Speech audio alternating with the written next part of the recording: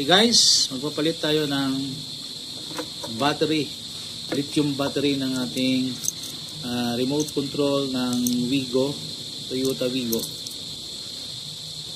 So ang size or number ng ating Wigo 2018 model 1620.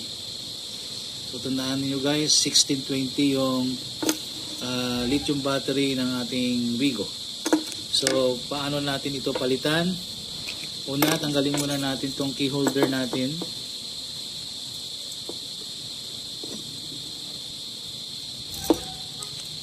Para mabuksan natin, tanggalin natin yung key holder. Yan. Tapos sa gilid nito, mayroon itong yan, edge na pwede nating buksan. Ito. Para siyang may butas. Tapos kailangan natin ng screwdriver. Okay, so kung di kaya ng ating kuko, need natin ng screwdriver. Tapos ito, tulak lang natin pababa para mabuksan natin. Yan. Tapos tuloy lang natin. Yan, so nakita natin. Nabuksan na natin. Hawakan natin ng remote. Ayan. So makita natin. Ito na. So meron itong cover na rubber. At ito yung pwede nating handle niya. Tulak lang natin to para matanggal natin. At ma-expose na yung battery natin. So yung battery natin dito is Panasonic. Yung original battery.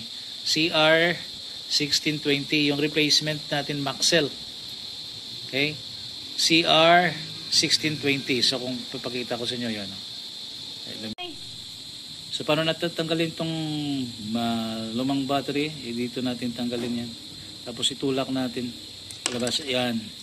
So natanggal na natin. Ito yung original. Ngayon, buksan natin itong replacement natin na Maxell. Ang presyo nito is depende sa seller. Mayroong mura at mayroon namang mahal na seller. Yan. So ito na yung ating replacement. Ito yun guys. I-compare natin. CR 1620. Yan. Okay. So luma. I-install natin yung bago. So ganun yung proseso, no? Sa pag-install natin, tulak natin pa loob, secure natin na nakapasok ng maayos. So yun na guys, na-replace na natin. Yan, ibalik na natin to sa kanyang sisidlan. Balik natin yung cover. Yung cover dito yung ang kanyang bubuksan. Yan. Dapat nakatapat siya dito. Yan. Yun yung pag-install ng kanyang cover. Tapos ibalik natin. Okay, yan. Then balik natin to.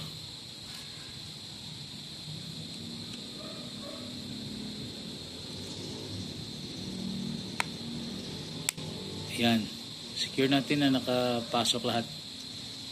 So matapos natin ma-close guys, ito yung kanyang light.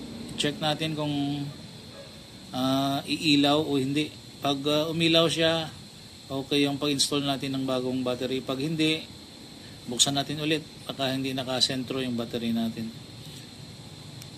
Okay. Yun na guys. Umilaw at tumunog yung sasakyan. Yan. So, ayos na. So, thank you for watching. Enken DIY PH. Paano tayo mag-replace ng battery ng ating Toyota Wigo.